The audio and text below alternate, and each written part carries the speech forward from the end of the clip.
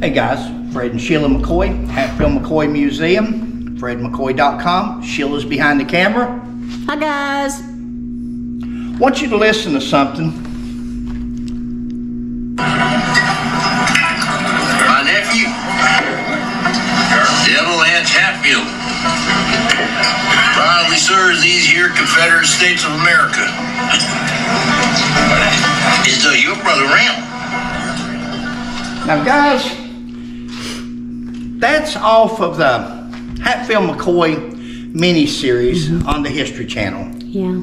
And we all know, any real Hatfields and McCoys know that that movie is nowhere near correct. There are a few little things here and there that they did get right.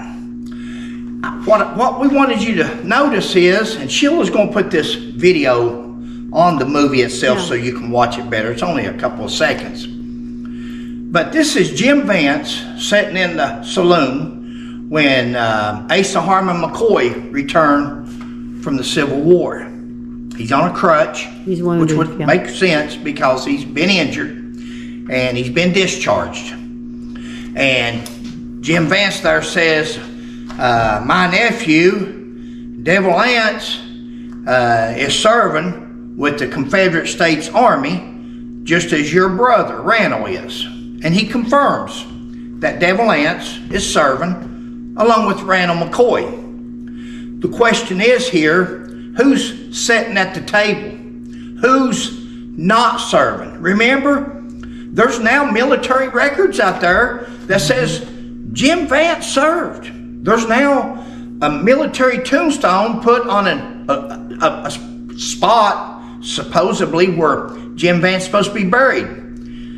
Look who's not serving. Now, we know that Hatfield McCoy miniseries favored the Hatfields, the West Virginia Hatfields. It did. There's a reason for that, but we're going to try to change the pace, and I'm not going to be so finger pointing. Just look at the producers, and you'll be able to tell why that is. Or look at your Huntington Herald Dispatch in 2012, and you'll be able to see who one of the producers were. But that's just one scene that we're going to show you there, where Jim Vance is sitting in a saloon, and he's talking about Devil Vance Hatfield serving in the Confederate States Army. He's not serving. He's sitting there in a saloon. Jim Vance never served. Had he served, or had there been any inclination that he had ever served, you better believe that it would have been in that movie right there, trying to make Jim Vance and the West Virginia Hatfields look good. He didn't serve. We'll go on to the next clip. Okay. This will be the second clip, guys. Again, Sheila will add it in a minute, but this will give you an example. Where you taking him, Uncle Jim? Hey, it's Hatfield. You're back. Hold up, you bastard. Did you catch that? Vance Hatfield, you're back. Now, there's where Jim Vance has two of the Union soldiers. He's taking them out down by the path by gunpoint. Vance Hatfield rides up on a horse behind him. Vance Hatfield, you're back. Well, he's back from serving in the Confederate States Army. He's deserted, and now he's returned home. And Jim Vance is confirming that. In a minute, in the next clip, we want you to look at how he's dressed. Remember, always in the past, we said Devil Vance was barely in there long enough to get a uniform, if he even got one. You'll notice he's in regular clothes. He don't even have a uniform on, or he's already changed, but we don't think he was there long enough to even get a uniform before he deserted. Now, we're going to stop it here. This will be the next small clip, and then we'll comment on it. Talk about it.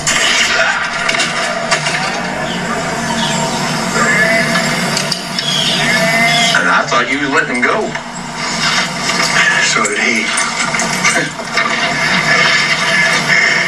After you blew out the other one's brain pan, what choice did I have? Yep.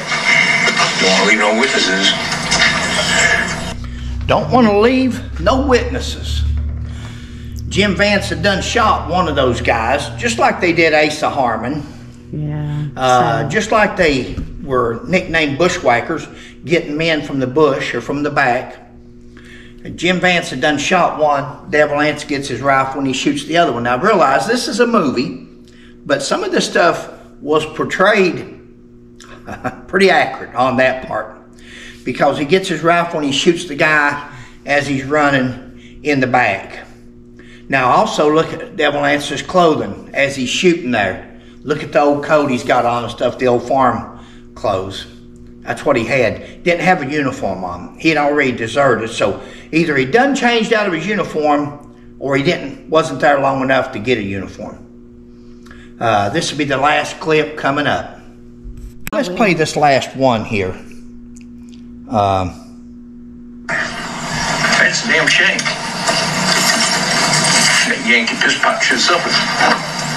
Yeah, well, you hate him so much. How come you didn't sign up to fight him?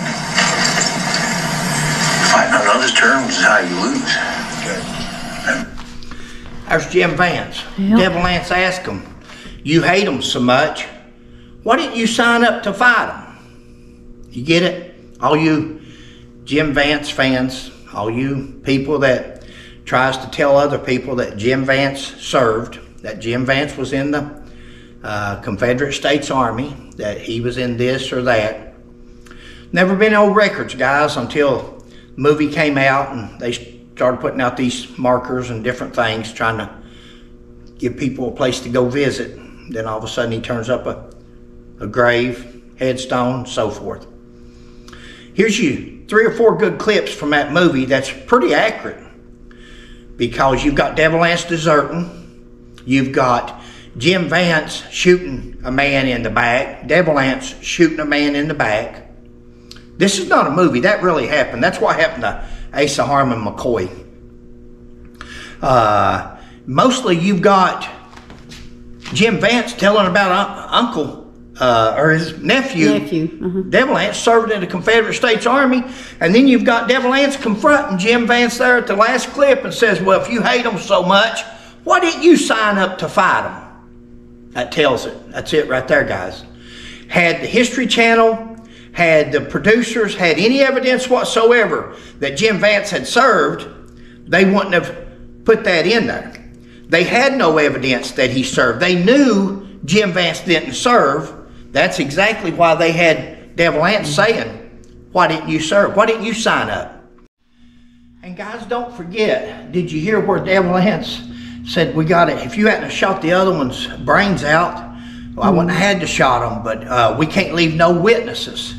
You see, remember before, we've always mentioned in some of our videos, a person's past often predicts their future. And that's Devil Anse's MO. They always wanted to get rid of the witnesses, from the Civil War on up through bushwhacking, through the years of stealing and all the things that happened, all the way up to the point of the Cabin Massacre. What'd they go over there for? Get rid of the witnesses. If there's no witnesses against us, we might be arrested, but they won't be able to convict us. Pay attention. That's one part of the History Channel's movie part they done right. And other than that, Sheila's got it. It's going to be a short video. And actually, it is, guys. I ain't going to get no emojis? Nope. No emojis. Sorry. Thank you all. Thank you all. Sheila, do the closing. Hi, guys. Hope you're having a great day. Please like, subscribe, and share. We'll catch you on the next one. Bye.